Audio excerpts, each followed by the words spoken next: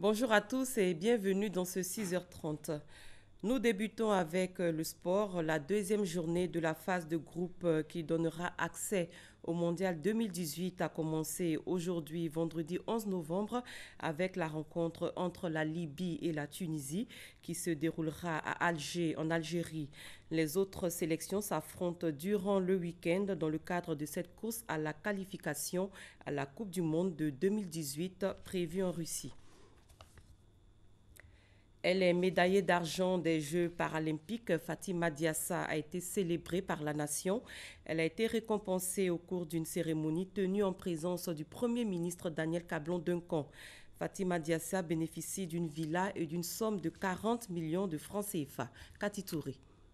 170 millions de francs CFA et 12 distinctions, c'est la récompense de l'État à la Fédération nationale des sports paralympiques et ses athlètes. Rentrés de Rio avec une médaille d'argent, ils ont été honorés par le Premier ministre Daniel Cablon-Duncan. Nous sommes réunis ce jour, encore une fois, pour magnifier l'effort et l'excellence par la célébration du courage et du mérite de nos vaillants athlètes ayant participé aux Jeux paralympiques de Rio, organisés du 7 au 18 septembre 2016. Comme pour les héros olympiques, Fatima Diasso, la médaillée d'argent, reçoit la somme de 40 millions de francs CFA et une villa du même montant. Elle est faite officier dans l'ordre national. Un grand merci au président de la République et l'ensemble des membres du gouvernement.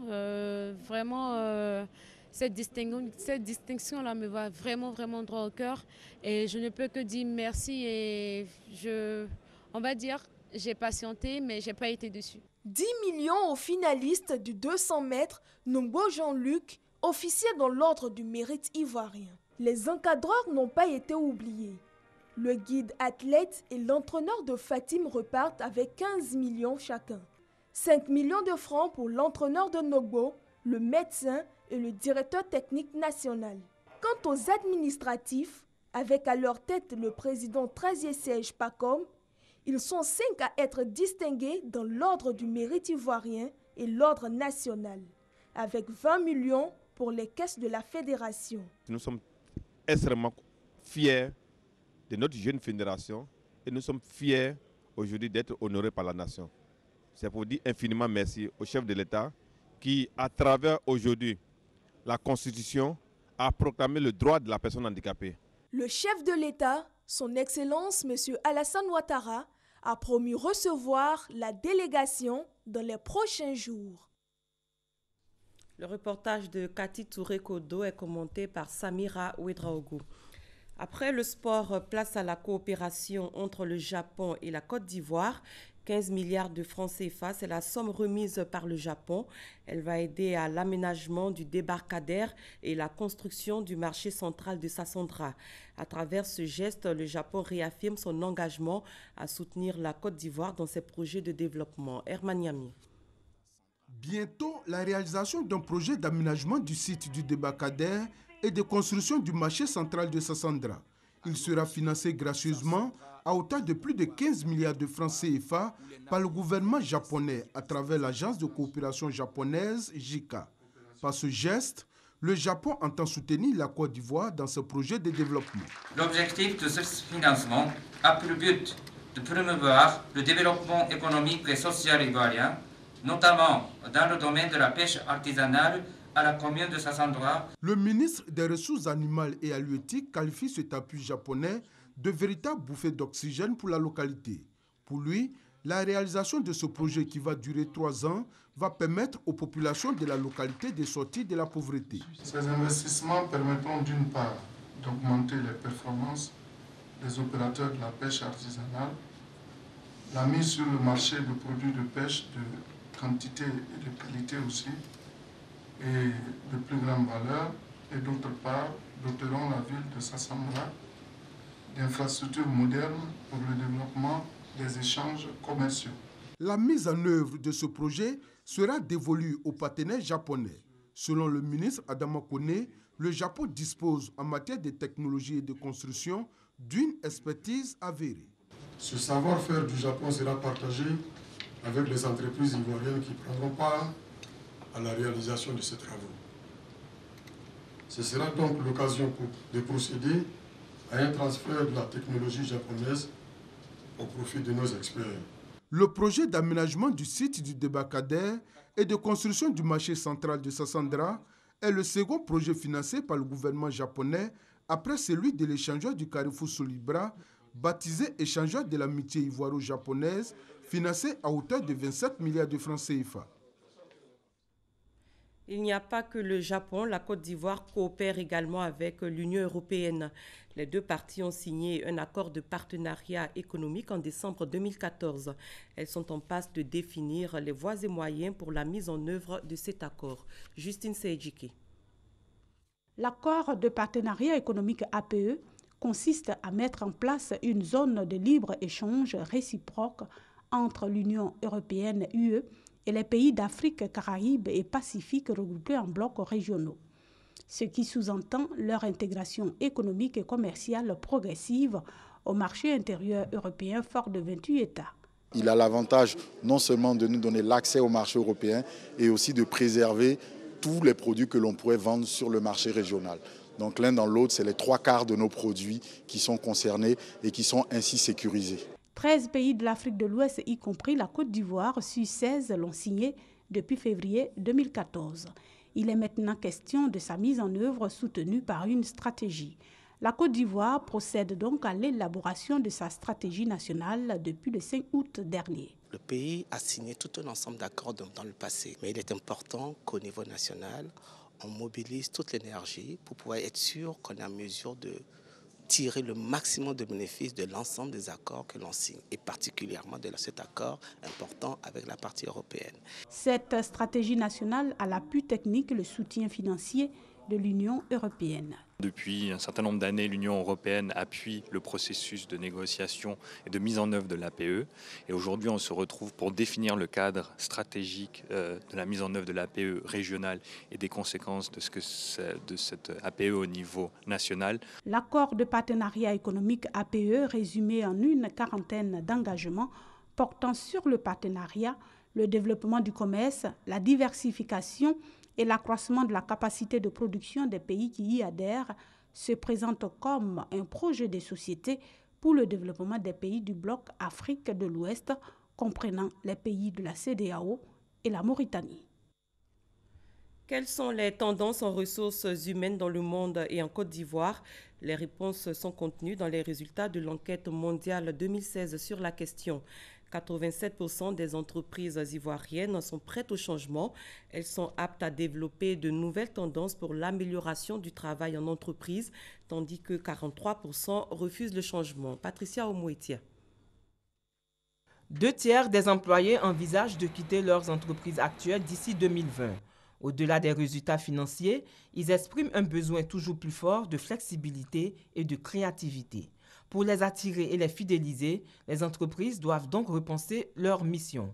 57% en ont conscience. Nos horizons consistent à développer la polycompétence, à pouvoir travailler dans un environnement beaucoup plus concurrentiel parce qu'on va dans un monde de plus en plus compétitif et qu'il va falloir développer des profils spécifiques. Les entreprises devraient vraiment investir sur le développement des compétences de leur RH pour garantir leur pérennité face à tous les enjeux et à tous les défis que les entreprises connaissent de nos jours. Les enjeux organisationnels sont jugés importants par 87% des organisations, tandis que 43% ne sont pas prêtes pour le changement. Maillon clé des entreprises, la fonction des ressources humaines doit aujourd'hui répondre à plusieurs défis. Les 3 tendances en fait, qui ressortent au niveau de la Côte d'Ivoire, ce sont donc la transformation des organisations. La deuxième tendance phare, c'est le leadership. La troisième forte tendance en Côte d'Ivoire que l'on observe, c'est sur le design thinking. Alors design thinking, qu'est-ce que c'est ? C'est en fait comment on permet aux salariés de plus collaborer. Tous les DRH, tous les dirigeants d'entreprises qui ont participé veulent que leur organisation change, qu'on passe d'une organisation qui était plutôt hiérarchique à une organisation qui est beaucoup plus collaborative. Transformation organisationnelle, leadership, culture et compétences sont entre autres les 10 trajectoires incontournables pour les directions des ressources humaines, de nouvelles formes de travail qui s'annoncent périlleuses mais prometteuses. La République algérienne démocratique et populaire fête son 62e anniversaire. Un dîner a été offert par l'ambassadeur de l'Algérie en Côte d'Ivoire en sa résidence. C'était une occasion pour les personnalités algériennes et ivoiriennes de saluer les excellents rapports entre les deux pays. Malika Koulibaly. L'Algérie libre a 62 ans. Pour marquer l'événement, l'ambassadeur de la République algérienne démocratique et populaire accrédité en Côte d'Ivoire convie ici des personnalités diplomatiques et des membres du gouvernement ivoirien à un dîner. Un dîner au cours duquel Mohamed Abdelaziz Bouguetaïa évoque l'excellence des relations entre l'Algérie et la Côte d'Ivoire. Les relations diplomatiques sont bonnes. J'en veux pour preuve le dernier voyage de Monsieur le Président Alassane Ouattara dans le cadre d'une visite d'État. C'était une visite réussie, avec une convergence de vues entre nous et nous avons réussi à signer 3 accords de coopération. Monsieur le Président de la République a appelé les Algériens à venir investir en Côte d'Ivoire et les perspectives qui s'ouvrent à nous sont très prometteuses. Des relations qui datent de 1964 et rendues dynamiques après la visite du président Alassane Ouattara à Alger en mai dernier à l'invitation de son homologue Abdelaziz Bouteflika. Dans le cadre de la coopération technique, la Côte d'Ivoire se félicite de l'octroi régulier de bourses d'études aux jeunes étudiants ivoiriens et la volonté du gouvernement algérien de toujours porter à la hausse le quota d'étudiants ivoiriens dans les universités algériennes est à saluer.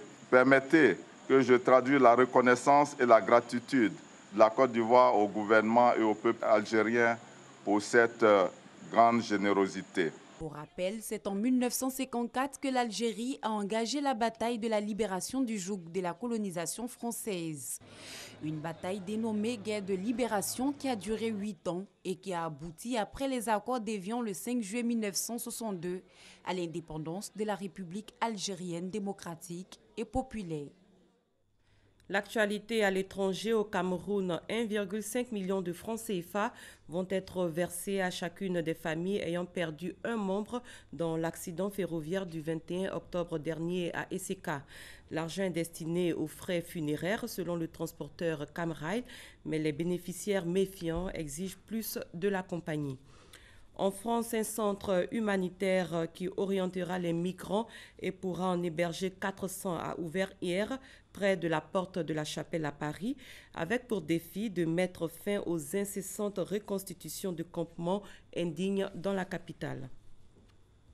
Aux États-Unis, Barack Obama a accueilli Donald Trump à la Maison-Blanche, une rencontre officielle pour entamer la transition réussie souhaitée par l'actuel président des États-Unis, Thomas Guessambi. Le président élu des États-Unis est arrivé ce jeudi matin à la Maison-Blanche pour rencontrer Barack Obama dans le bureau ovale afin d'évoquer la transition d'ici à sa prise de fonction le 20 janvier prochain. Une image absolument inimaginable pour beaucoup il y a 2 jours. Cette rencontre, la première entre les 2 hommes, entre l'homme d'affaires de 70 ans et Barack Obama, s'est tenue à l'abri des regards des journalistes. À l'issue de cette rencontre, les 2 hommes se sont exprimés devant la presse. Ma priorité est de faciliter une transition qui assure les chances de succès.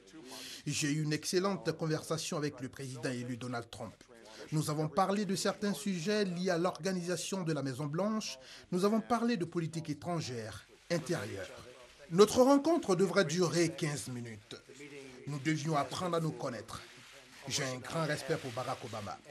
Et elle a finalement duré 1 heure, presque 1 heure et demie.